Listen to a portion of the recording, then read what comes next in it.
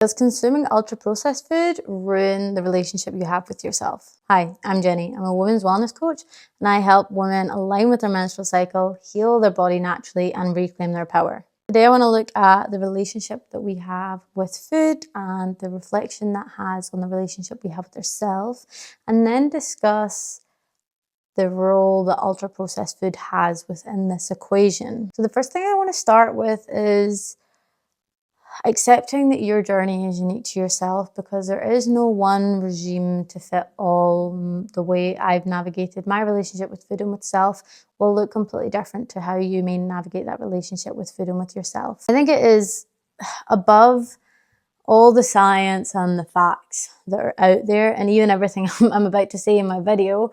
I think it is the most important aspect of this is that you know how to tune into your body, and you can assess where you're at in your life, which chapter you're in, what your goals and needs are, and understanding that what you need in this chapter is only what you need in this chapter, and it may look different from what you need in the next chapter, and it will likely evolve throughout your life. The belief system that you have around your relationship with food is going to grow and evolve as you grow and evolve. So I think it is truly important to understand that the most important aspect of this is if you can tune into your body and be radically honest with yourself about what is actually aligned within your food regime, diet, if you want to call it that, and understanding the impact that it has on the relationship you have with yourself.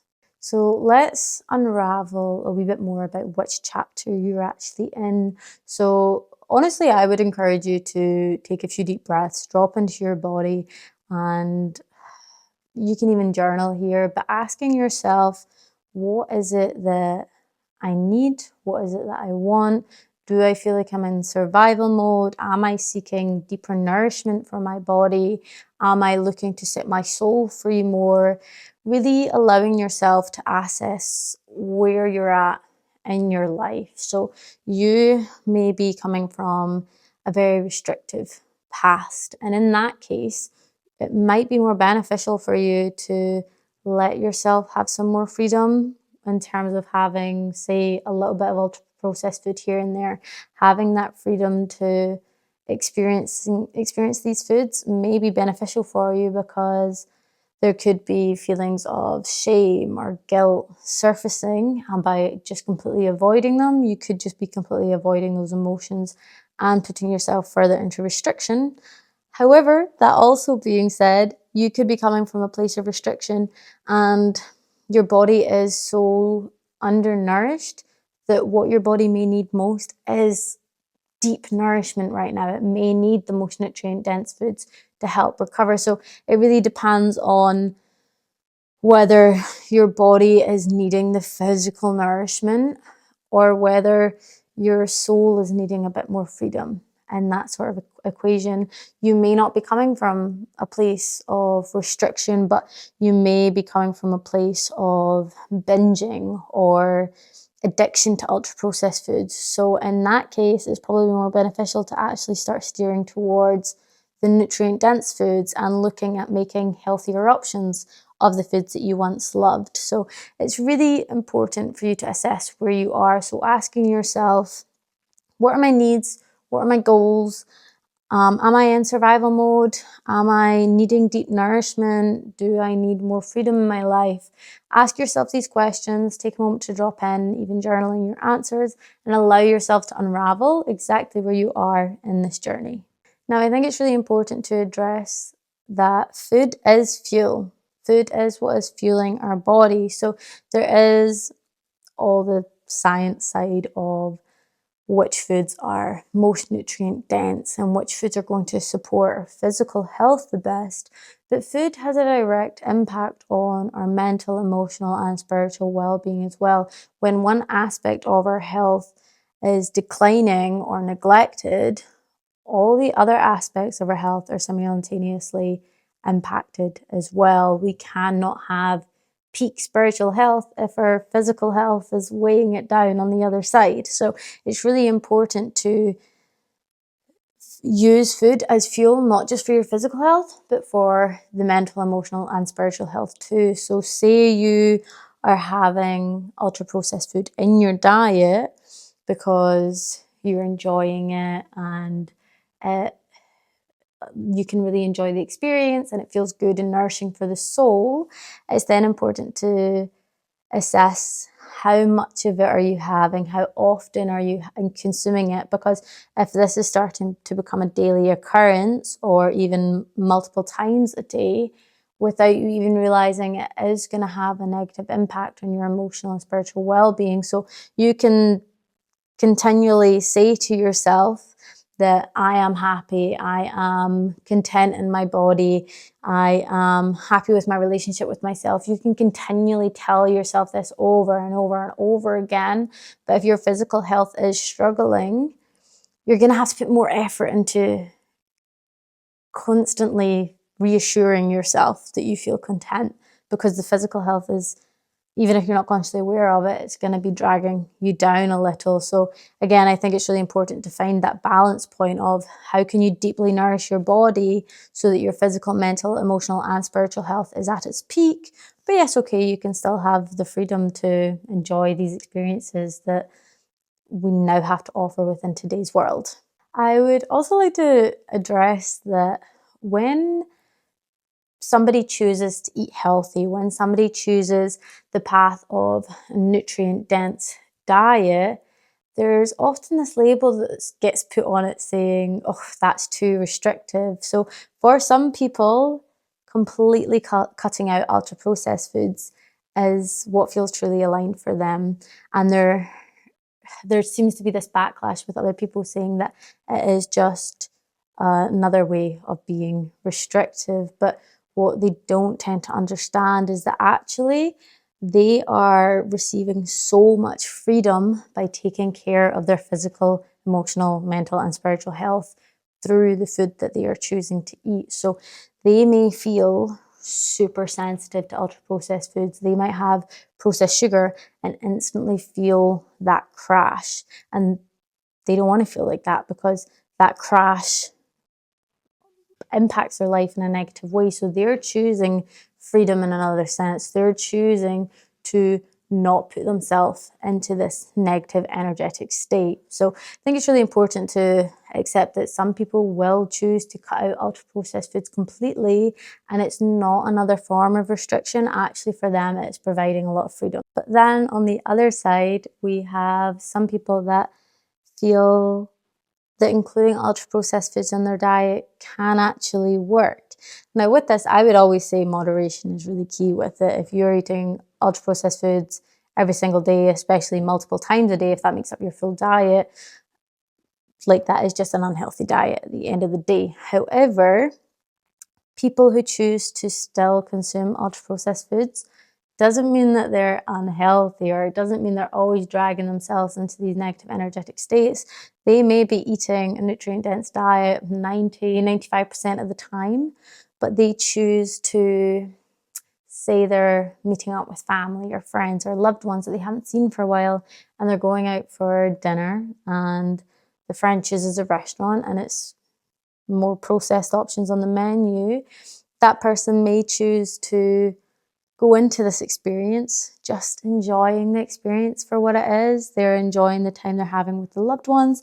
They're enjoying the taste of this food that they wouldn't usually have. So they're getting it in this balanced way where, yes, majority of the time they are deeply nourishing their body, but in these little moments, they're giving themselves space to nourish their soul as well. So if you are able to find that balance where then you can go and enjoy the experience where, yes, okay, maybe you have ultra processed food and you know that night and maybe the next day you might feel a wee bit more sluggish than usual, but you've thoroughly enjoyed the moment, you've thoroughly enjoyed that experience you've had.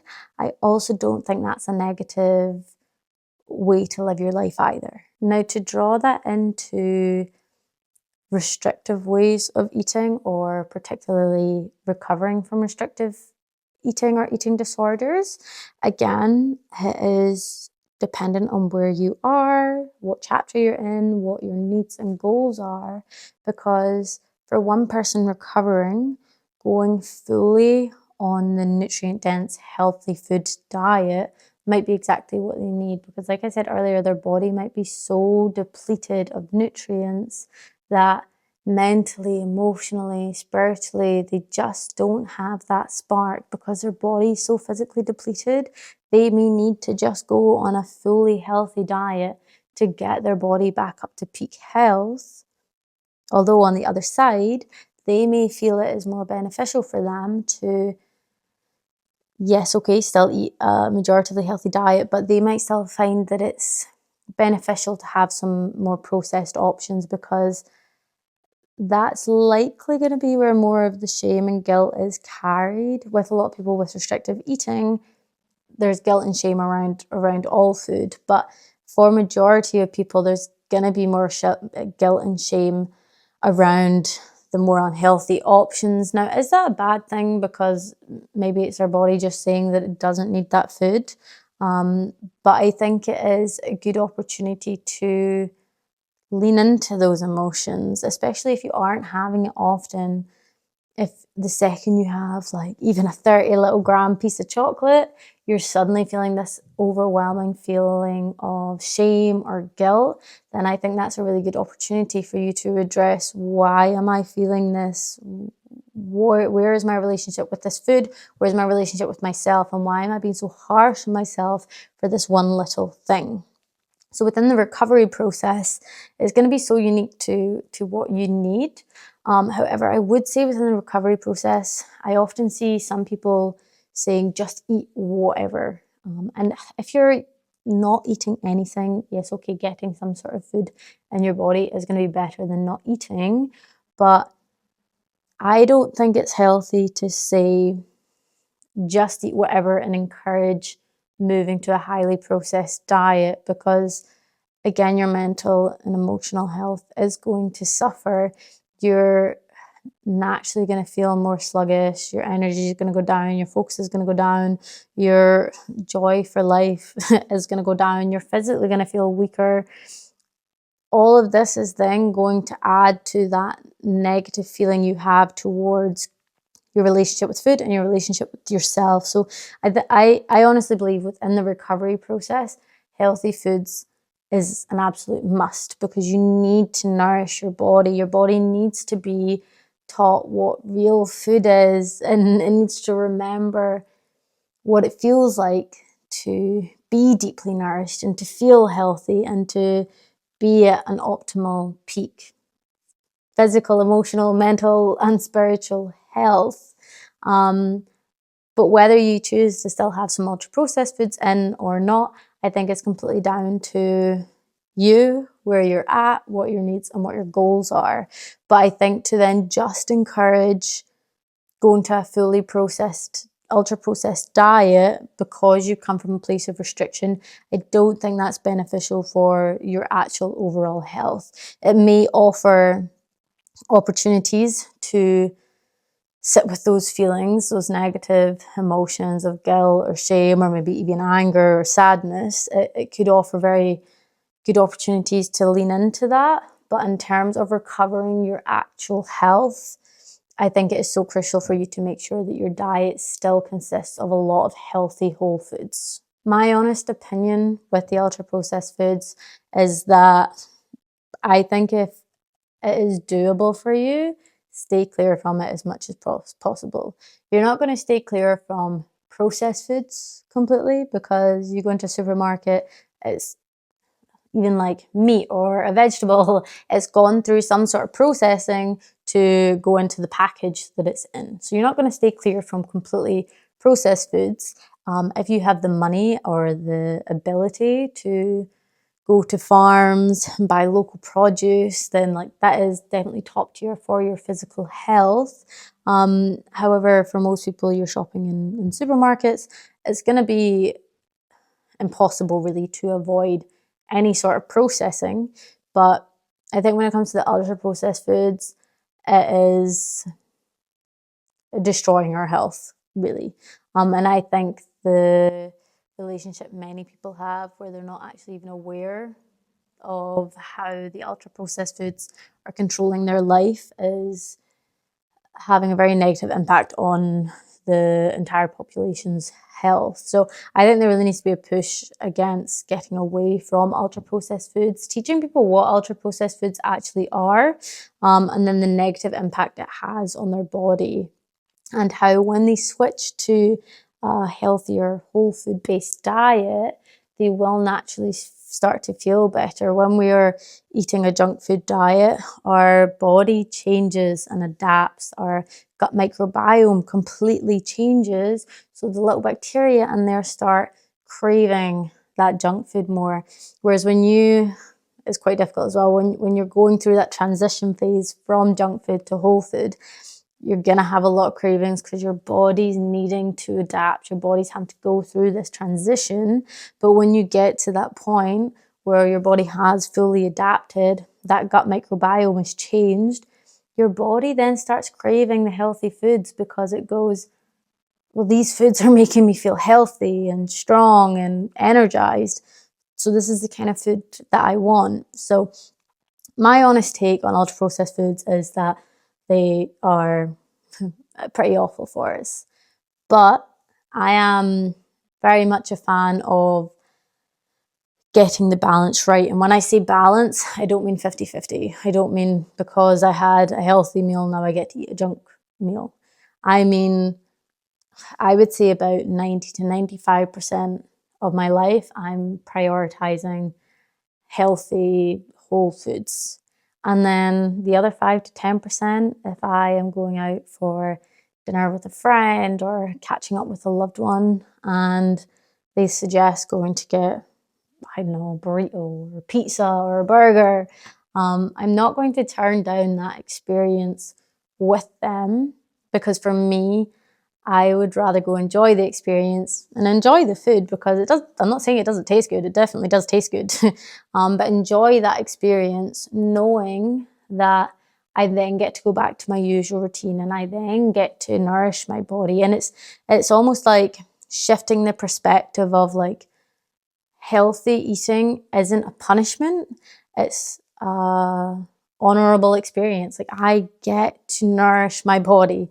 And I think when you can shift that perspective, you can really pull yourself away from the processed foods, because you're seeing eating healthy as a really positive and good thing in your life. But for me, I don't think it's about completely cutting out the ultra processed foods completely. I think it's just about getting the balance right for you in your life. And my balance is going to look different from your balance. For somebody else, it might be more an 80-20 split. But for me, I find it tends to be more a 90 to 95 to a 5 to 10% split. And again, coming back to the initial message I came into this with, is that the most important aspect is that you're listening to your own body. And especially if you're recovering from an eating disorder or binge eating, restrictive eating, I think the important part is that you can start to build trust with yourself. So at first you might have no idea. You might think, maybe I should have this food in now, but I don't know. I honestly don't know. I think there's going to be a lot of trial and error until you can build the trust up within yourself to know what is and what is not right for you. So despite everything I have said, I would strongly say take what has resonated with you in this and leave what hasn't, because that'll be meeting you exactly where you're at in your life right now. So moving forwards, you can make informed decisions based upon what is right for you by listening to your body. And at the end of the day, there is no rush to figure it out. There is no perfect way of doing it. There is no right way of doing it. There is only listening to what your body needs and living in a way that feels aligned with yourself. If you have liked today's video, then please like, comment and share, as it really supports the growth of this channel, but also allows me to know which direction to take the channel as well. I'll also pop both of my offers in the description below in case either of them feels right for you. One is my online platform, a growing community of women. We have shared practices, live calls, we have healing circles, courses, and a whole community section where women can come together and they can actively heal together. And then my other option is my one-to-one platform where we will dive deeper into your own personal journey and look at which aspect of your life is needing more support and more alignment. I will pop both offers in the description below and you can have a little look yourself. Thank you for being here in this space with me today, and I look forward to seeing you in the next video.